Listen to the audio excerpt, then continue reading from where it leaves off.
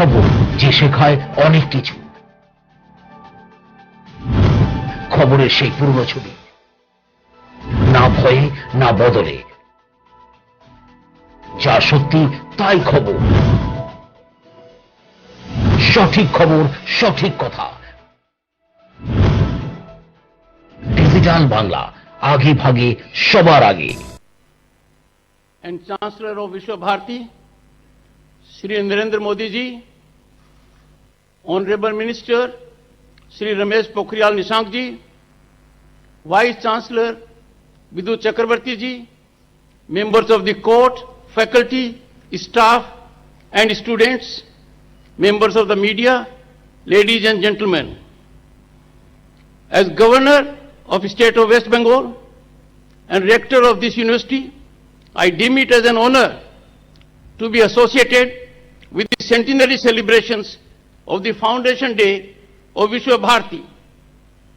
It is a great privilege to be present on this auspicious and momentous occasion. It is gratifying that our worthy Prime Minister Narendra Modi ji in a while will be setting the tone of this day and the year to follow. Today we stand on the cusp of centenary of the foundation of Vishwa Bharati, an institution of national importance on way to becoming a global icon in the field. The occasion reminds us that Gurudev Tagore envisioned Bharat as a powerhouse of progress and learning.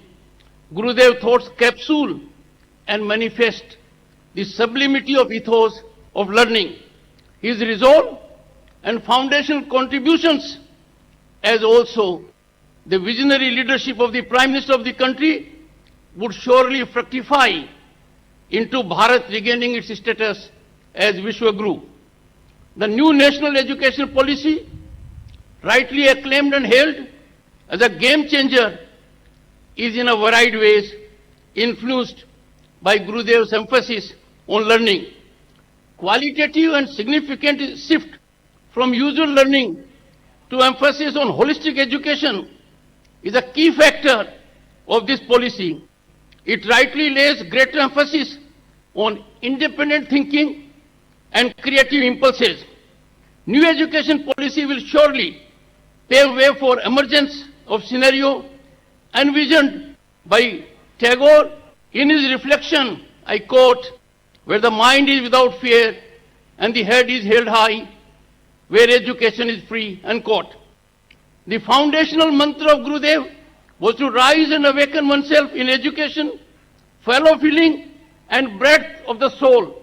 We all need to practice and disseminate these wholesome concepts. During the centenary year of Foundation Day celebrations, there will be activities that would help us exploit our talent, realize our potential, and generate optimism for Bharat becoming Vishwa Guru again. Ancient India was home to world-class institutions, Nalanda and Takshila, to name few. Time is ripe for us to take this lead now. Vishwa Bharati Foundation Day centenary celebrations will surely generate vibes that will directionally catalyze this wholesome scenario. It is in this spirit that we stand here together to celebrate the founding of this great institution.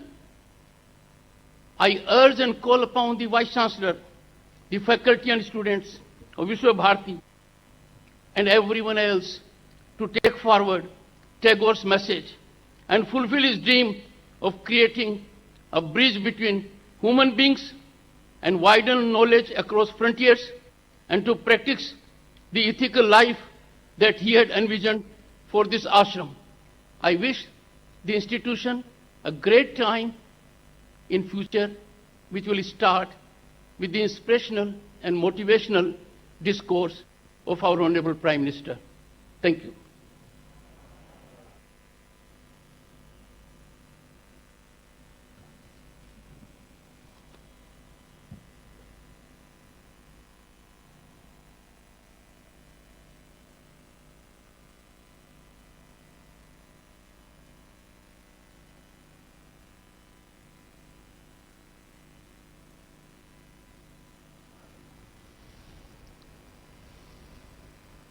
नमस्कार।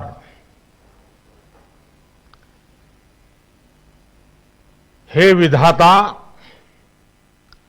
दाओ दाओ मोदेर गौरव दावो। गुरुदेव ने कभी ये कामना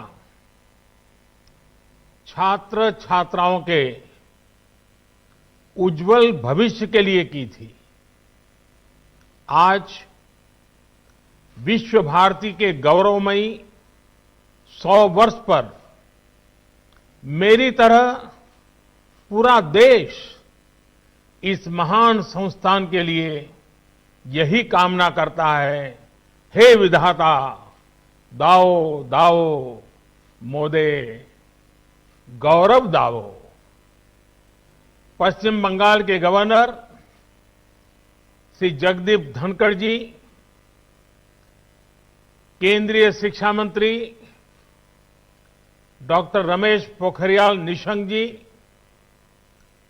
vice chancellor professor विद्युत चक्रवर्ती जी, professors, registrar, विश्व भारती के सभी शिक्षकगण, छात्र छात्राएं, अलुमनाय, देवी और सज्जनों, विश्व भारती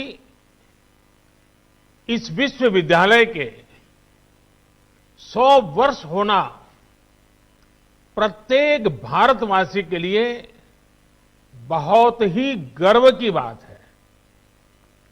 मेरे लिए भी ये बहुत सुखद है कि आज के दिन इस तपोभूमि का पुण्य स्मरण करने का अवसर मिल रहा है। साथियों, विश्व भारती की 100 वर्ष की यात्रा बहुत विशेष है।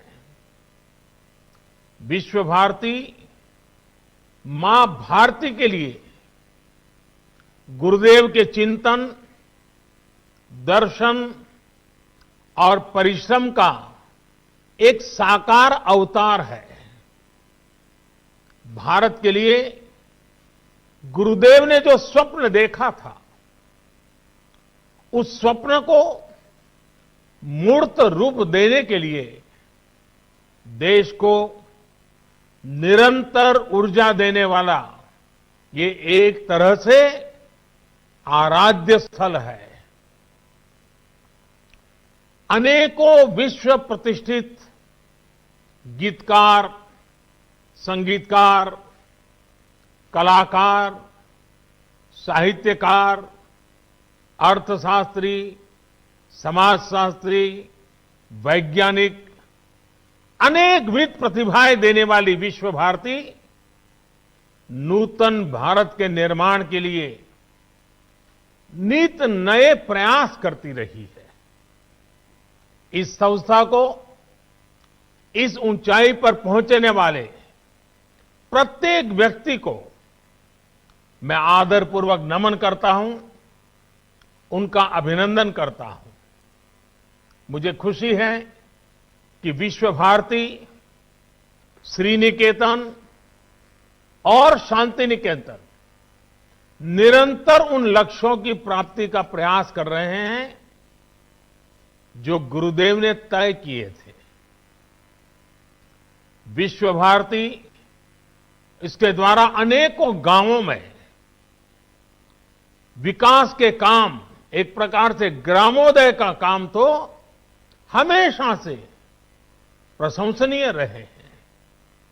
आपने 2015 में जिस योग डिपार्टमेंट को शुरू किया था, उसकी भी लोकप्रियता तेजी से बढ़ रही है। प्रकृति के साथ मिलकर अध्ययन और जीवन दोनों का साक्षात उदाहरण आपका विश्वविद्यालय परिसर है।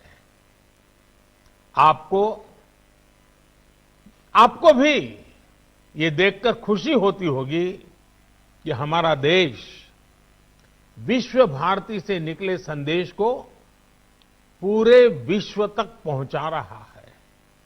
भारत आज इंटरनेशनल सोलर अलायंस के माध्यम से पर्यावरण संरक्षण के विषय में विश्व के अंदर एक बहुत बड़ी अहम भूमिका निभा रहा है।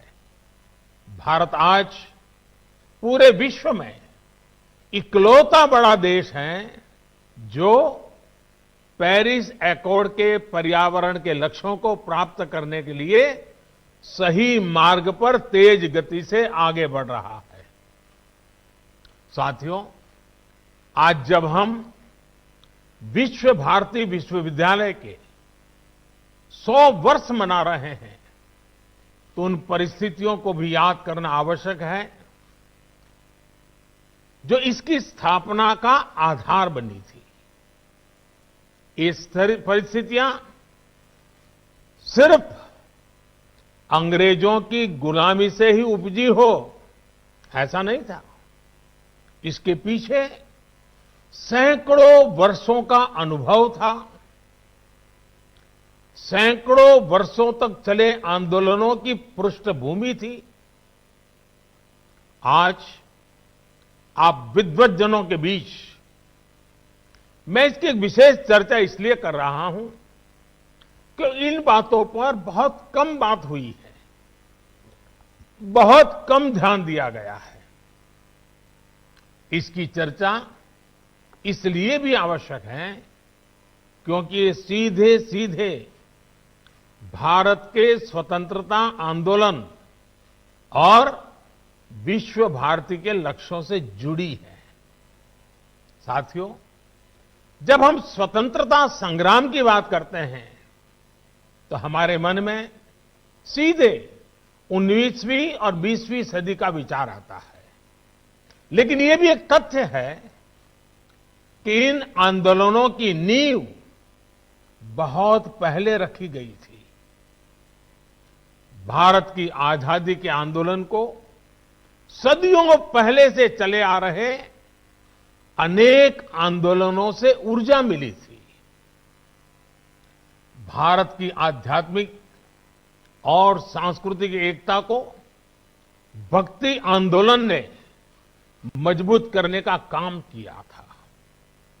भक्ति युग में हिंदुस्तान के हर क्षेत्र, हर इलाके, पूर्व, पश्चिम, उत्तर, दक्षिण, हर दिशा में हमारे संतों ने, महंतों ने, आचार्यों ने देश की चेतना को जागरूक रखने का अविरत, अविराम प्रयास किया। अगर दक्षिण की बात करें तो मध्वाचार्य, निम्बकाचार्य, वल्लभाचार्य, रामानुजाचार्य हुए। अगर पश्चिम की तरफ नजर करें तो मीराबाई, एकनाथ, तुकाराम, रामदास, नरसिंह मेहता। अगर उत्तर की तरफ नजर करें तो संत रामानंद, कबीरदास, गोस्वामी तुलसीदास, सूरदास, गुरु नानक देव, संत रैदास, अनगिनत महापुरुष। पूर्व की तरफ देखें, इतने सारे नाम हैं। चैतन्य महाप्रभु और श्रीमद शंकर देव जैसे संतों के विचारों से समाज को ऊर्जा मिलती रही। भक्ति काल के इसी खंड में रसखान, सूरदास, मलिक मोहम्मद जायसी, केशवदास, विद्यापति, न जाने कितने महान व्यक्तित्व हुए जिन्होंने अपनी रचनाओं को और रचनाओं से समाज को सुधारने का भी, आगे बढ़ने का भी और प्रगति का मार्ग दिखाया। भक्ति काल में इन पुण्य आत्माओं ने जन जन के भीतर एकता के साथ खड़े होने का जज्बा पैदा किया। इसके कारण ये आंदोलन हर क्षेत्रीय सीमा से बाहर निकलकर भारत के कोने कोने में पहुंचा। हर पंथ, हर वर्ग, हर जाति के लोग भक्ति के अधिष्ठान पर स्वाभिमान और सांस्कृतिक धरोहर के लिए खड़े हो गए। भक्ति आंदोलन का वो डोर और भक्ति आंदोलन वो डोर थी जिसने सदियों से संघर्षरत भारत को सामूहिक चेतना और आत्मविश्वास से भर दिया। साथियों, भक्ति का ये विषय तब तक आगे नहीं बढ़ सकता जब तक महान काली भक्त श्री रामकृष्ण परमहंस जी की चर्चा न हो। वो महान संत जिनके कारण भारत को स्वामी विवेकानंद मिले। स्वामी विवेकानंद भक्ति, ज्ञान और कर्म तीनों को अपने में समाये हुए थे। उन्होंने भक्ति का दायरा बढ़ाते हुए हर व्यक्ति में दिव्यता को देखना शुरू किया। उन्होंने व्यक्ति और संस्थान के निर्माण पर बल देते हुए कर्म को भी अभिव्यक्ति दी, प्रेरणा दी। साथियों, भक्ति आंदोलन के सैकड़ों वर्षों के कालखंड के साथ साथ देश में कर्म आंदोलन भी चला। सदियों से भारत के लोग गुलामी और साम्राज्यवाद से लड़ रहे थे। चाहे वो छत्रपति शिवाजी महाराज हो, महाराणा प्रताप हो, झांसी की रानी लक्ष्मीबाई हो, कित्तूर की रानी चेन्नम्मा हो या फिर भगवान बिरसा मुंडा का सशस्त्र संग्राम हो। अन्याय और शोषण के विरुद्ध सामान्य नागरिकों के तप, त्याग और तर्पण की कर्म कठोर साधना अपने चरम पर थी। ये भविष्य में हमारे स्वतंत्रता संग्राम की बहुत बड़ी प्रेरणा बनी। साथियों, जब भक्ति और कर्म की धाराएं पूर्वहार थी तो उसके साथ साथ ज्ञान की सरिता का ये नूतन त्रिवेणी संगम आजादी के आंदोलन की चेतना बन गया था। आजादी की ललक में भाव भक्ति की प्रेरणा भरपूर थी। समय की मांग थी कि ज्ञान के अधिष्ठान पर आजादी की जंग जीतने के लिए वैचारिक आंदोलन भी खड़ा किया जाए और साथ ही उज्जवल भावी भारत के निर्माण के लिए नई पीढ़ी को तैयार भी किया जाए। और हम में बहुत बड़ी और इसमें बहुत बड़ी भूमिका निभाई उस समय स्थापित हुई कई प्रतिष्ठित शिक्षण संस्थानों ने, विश्वविद्यालयों ने। विश्व भारती यूनिवर्सिटी हो, बनारस हिंदू विश्वविद्यालय हो, अलीगढ़ मुस्लिम यूनिवर्सिटी हो, नेशनल कॉलेज हो जो आजकल लाहौर में है, मैसूर यूनिवर्सिटी हो, त्रिची नेशनल कॉलेज हो, महात्मा गांधी काशी विद्यापीठ हो, गुजरात विद्यापीठ हो, विलिंगडन कॉलेज हो, जामिया मिलिया इस्माइलिया हो, लखनऊ यूनिवर्सिटी हो, पटना यूनिवर्सिटी हो, दिल्ली विश्वविद्यालय हो, आंध्र यूनिवर्सिटी हो, अन्ना मलाई यूनिवर्सिटी हो, ऐसे अनेक संस्थान उसी एक कालखंड में देश में स्थापित हुए। इन यूनिवर्सिटीज में भारत की एक बिल्कुल नई विद्वत्ता का विकास हुआ। इन शिक्षण संस्थाओं ने भारत की आजादी के लिए चल रहे वैचारिक आंदोलन को नई ऊर्जा दी, नई दिशा दी, नई ऊंचाई दी। भक्ति आंदोलन से हम एकजुट हुए, ज्ञान आंदोलन ने बौद्धिक मजबूती दी और कर्म आंदोलन ने हमें अपने हक के लिए लड़ाई का हौसला और साहस दिया। सैकड़ों वर्षों के कालखंड में चले ये आंदोलन त्याग, तपस्या और तर्पण की अनूठी मिसाल बन गए थे। इन आंदोलनों से प्रभावित होकर हजारों लोग आजादी की लड़ाई के बलिदान देने के लिए, उस आजादी में बलिदान देने के लिए एक के बाद एक आगे आते रहे।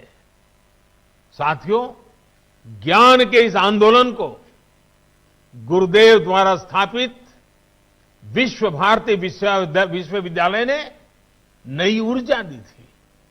गुरुदेव ने जिस तरह भारत की संस्कृति से जोड़ते हुए, अपनी परंपराओं से जोड़ते हुए विश्व भारती को जो स्वरूप दिया, उसने राष्ट्रवाद की एक मजबूत पहचान देश के सामने रखी। साथ साथ उन्होंने विश्व बंधुत्व पर भी उतना ही जोर दिया। साथियों, वेद से विवेकानंद तक भारत के चिंतन की धारा गुरुदेव के राष्ट्रवाद के चिंतन में भी मुखर थी, और ये धारा अंतर्मुखी नहीं थी। वो भारत को विश्व के अन्य देशों से अलग रखने वाली नहीं थी। उनका विजन था कि जो भारत में सर्वश्रेष्ठ है, उससे विश्व को भी लाभ हो, और दुनिया में अच्छा है, भारत उससे भी सीखे। आपके विश्वविद्यालय का नाम ही देखिए, विश्व भारती। मां भारती और विश्व के साथ समन्वय। गुरुदेव सर्वसमावेशी और सर्वस्पर्शी सह अस्तित्व और सहयोग के माध्यम से मानव कल्याण के बृहद लक्ष्य को लेकर चल रहे थे। विश्व भारती के लिए गुरुदेव का यही विजन आत्मनिर्भर भारत का भी सार है। आत्मनिर्भर भारत अभियान भी विश्व कल्याण के लिए भारत के कल्याण का मार्ग है। ये अभियान भारत को सशक्त करने का अभियान है। भारत की समृद्धि से विश्व में समृद्धि लाने का अभियान है। इतिहास गवाह है कि एक सशक्त और आत्मनिर्भर भारत ने हमेशा पूरे विश्व समुदाय का भला किया है। हमारा विकास एकांकी नहीं, बल्कि वैश्विक, समग्र, और इतना ही नहीं, हमारे रगों में जो भरा हुआ है सर्वे भवन्तु सुखिनः का है। भारती और विश्व का ये संबंध आपसे बेहतर कौन जानता है। गुरुदेव ने हमें स्वदेशी समाज का संकल्प दिया था। वो हमारे गांवों को, हमारी कृषि को आत्मनिर्भर देखना चाहते थे। वो वाणिज्य और व्यापार को आत्मनिर्भर देखना चाहते थे। वो आर्ट और लिटरेचर को आत्मनिर्भर देखना चाहते थे।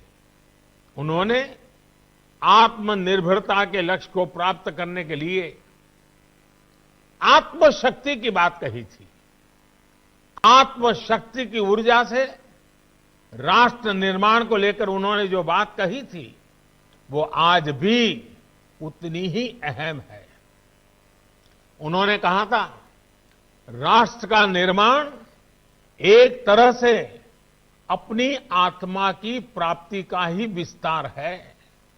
जब आप अपने विचारों से, अपने कार्यों से, अपने कर्तव्यों के निर्वहन से देश का निर्माण करते हैं, तो आपको देश की आत्मा से ही अपनी आत्मा नजर आने लगती है। साथियों, भारत की आत्मा, भारत की आत्मनिर्भरता और भारत का आत्मसम्मान एक दूसरे से जुड़े हुए हैं। भारत के आत्मसम्मान की रक्षा के लिए तो बंगाल की पीढ़ियों ने खुद को खपा दिया था।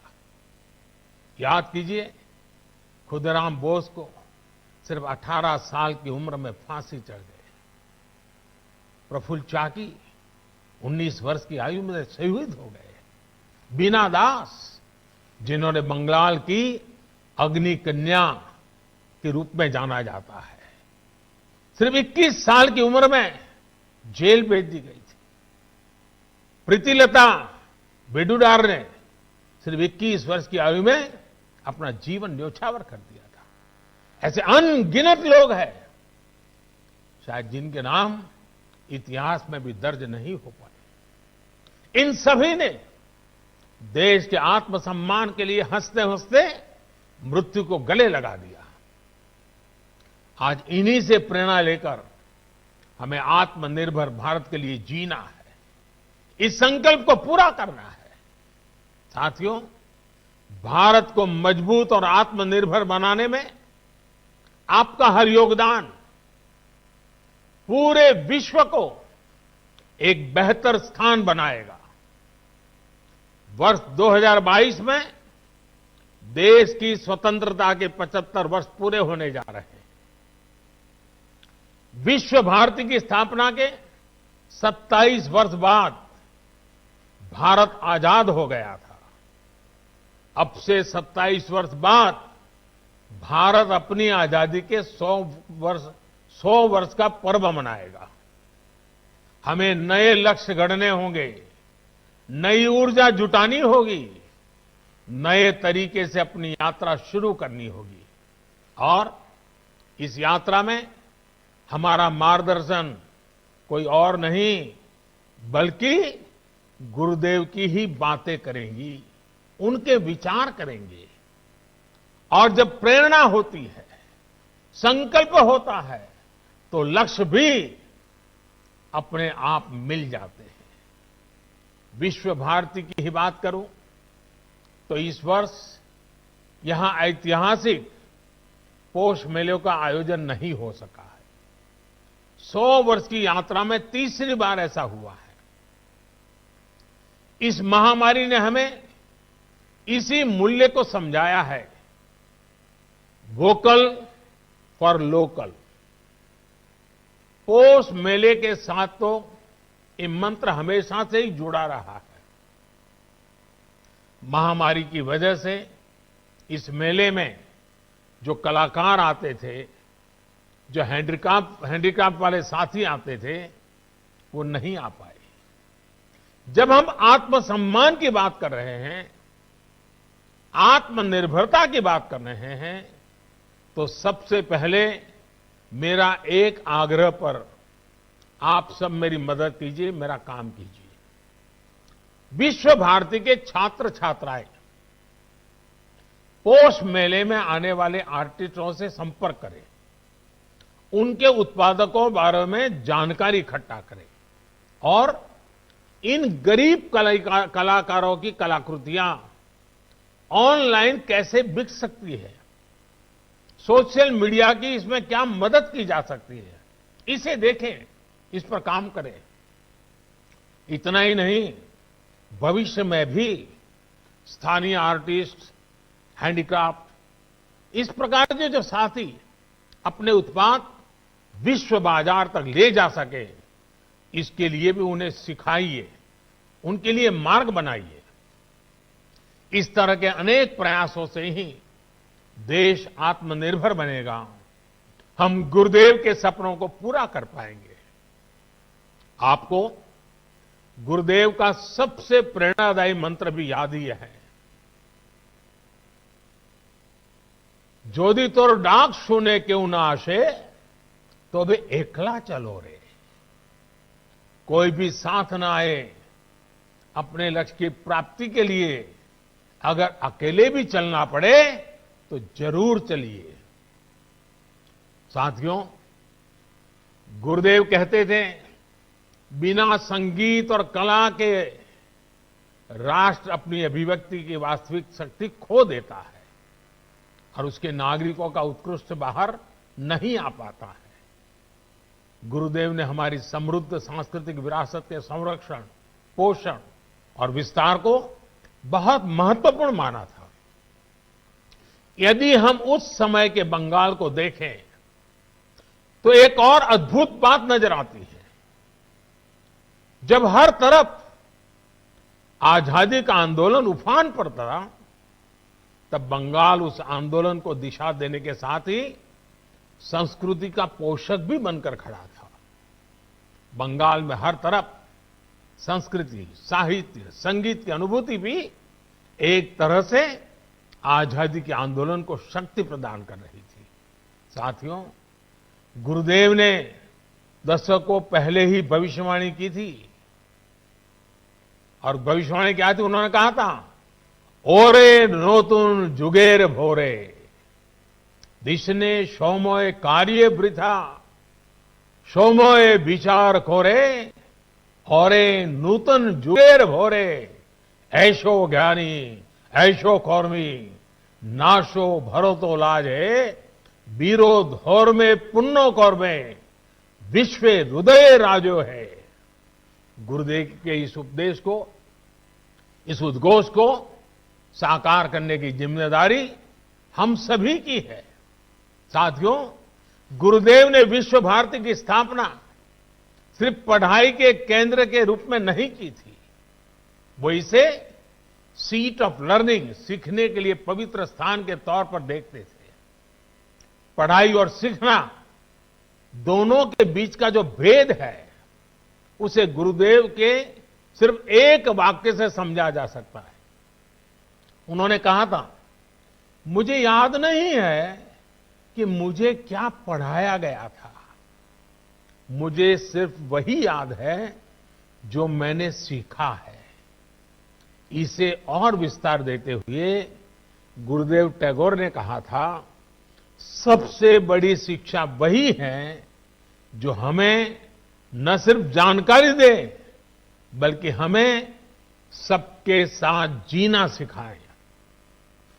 उनका पूरी दुनिया के लिए संदेश था कि हमें नॉलेज को एरियाज में, लिमिट्स में बांधने की कोशिश नहीं करनी चाहिए। उन्होंने यजुर्वेद के मंत्र को विश्व भारती का मंत्र बनाया। यत्र विश्वम भवत्येक नीडम, जहां पूरा विश्व एक नीड बन जाए, घोंसला बन जाए, वो स्थान जहां नित नए अनुसंधान हो, वो स्थान जहां सब साथ मिलकर आगे बढ़े। और जैसे अभी हमारे शिक्षा मंत्री विस्तार से कह रहे थे, गुरुदेव कहते थे, चित्तो जेथा भय शून्यो, चित्तो जेथा भय शून्यो उच्चो जेथा शीर ज्ञान जेथा मुक्तो। यानी हमें एक ऐसी व्यवस्था खड़ी करें जहां हमारे मन में कोई डर ना हो, हमारा सर ऊंचा हो और ज्ञान बंधनों से मुक्त हो। आज देश राष्ट्रीय शिक्षा नीति के माध्यम से इस उद्देश्य को पूरा करने का भी प्रयास कर रहा है। इस शिक्षा नीति को लागू करने में विश्व भारती की बड़ी भूमिका है। आपके पास 100 वर्ष का अनुभव है, विद्वत्ता है, दिशा है, दर्शन है, और गुरुदेव का आशीर्वाद तो है ही है। जितने ज्यादा शिक्षा संस्थानों से विश्व भारती का इस बारे में संवाद होगा, अन्य संस्थाओं की भी समझ बढ़ेगी, उन्हें आसानी होगी। साथियों, मैं जब गुरुदेव के बारे में बात करता हूं तो एक मोह से खुद को रोक नहीं पाता। पिछली बार आपके यहां आया था, तब भी मैंने इसका थोड़ा सा जिक्र किया था। मैं फिर से गुरुदेव और गुजरात की आत्मीयता का स्मरण करा रहा हूं। ये बार बार याद करना इसलिए भी जरूरी है क्योंकि ये हमें एक भारत श्रेष्ठ भारत की भावना से भरता है। ये दिखाता है कि अलग अलग भाषाओं, बोलियां, खान पान, पहनावे वाला हमारा देश एक दूसरे से कितना जुड़ा हुआ है। ये दिखाता है कि कैसे विविधताओं से भरा हमारा देश एक है, एक दूसरे से बहुत कुछ सीखता रहा है। साथियों, गुरुदेव के बड़े भाई सत्येंद्रनाथ टैगोर जब आईसीएस में थे तो उनकी नियुक्ति गुजरात में अहमदाबाद में भी हुई थी। रविन्द्रनाथ टैगोर जी अक्सर गुजरात आ जाते थे और उन्होंने वहां काफी लंबा समय भी बिताया था। अहमदाबाद में रहते हुए उन्होंने अपनी 2 लोकप्रिय बांग्ला कविताएं बंदी ओ अमार और नीरोब रजनी देखो, ये दोनों रचनाएं की थी। अपने प्रसिद्ध रचना क्षुदित पाषाण का एक हिस्सा भी उन्होंने गुजरात प्रवास के दौरान ही लिखा था। इतना ही नहीं, गुजरात की एक बेटी श्रीमती हटी सिंह गुरुदेव के घर में भी वो बहू बनकर भी आई थी। इसके अलावा एक और तथ्य है जिस पर हमारे विमेन एम्पावरमेंट से जुड़े संगठनों को अध्ययन करना चाहिए।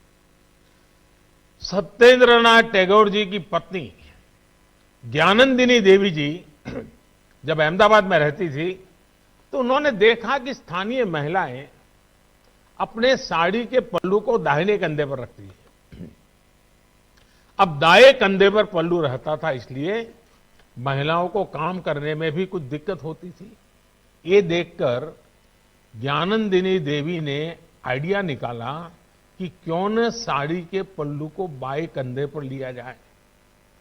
अब मुझे ठीक तो नहीं पता, लेकिन कहते हैं कि बाएं कंधे पर साड़ी का पल्लू उन्हीं की देन है। एक दूसरे से सीखकर, एक दूसरे के साथ आनंद से रहते हुए, एक परिवार की तरह रहते हुए हम उन सपनों को साकार सकते हैं जो देश की महान विभूतियों ने देखे थे। यही संस्कार गुरुदेव ने भी विश्व भारती को दिए हैं। इन्हीं संस्कारों को हमें मिलकर निरंतर मजबूत करना है। साथियों, आप सब जहां भी जाएंगे, जिस भी फील्ड में जाएंगे, आपके परिश्रम से ही एक नए भारत का निर्माण होगा। मैं गुरुदेव की पंक्तियों से अपनी बात समाप्त करूंगा। गुरुदेव ने कहा था, ओरे गृहो बाशी खोल द्वार खोल, लागलो जे दोल स्थोले जोले मोबो तोले, लागलो जे दोल दार खोल।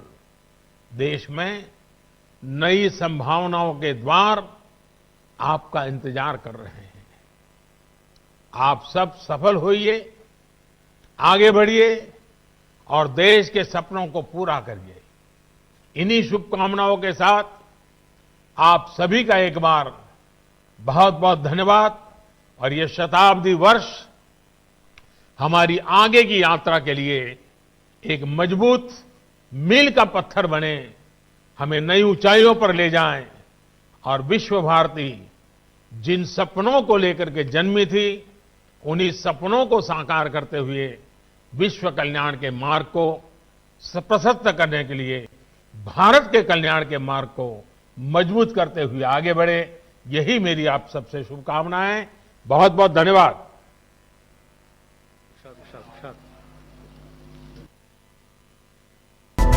খবর সম্পর্ক তৈরি করে আপনার সাথে। খবর যে শেখায় অনেক কিছু। খবরের সেই পুরনো ছবি, না ভয়ে না বদলে, যা সত্যি তাই খবর। সঠিক খবর, সঠিক কথা। ডিজিটাল বাংলা, আগে ভাগে সবার আগে। খবর সম্পর্ক। Modern town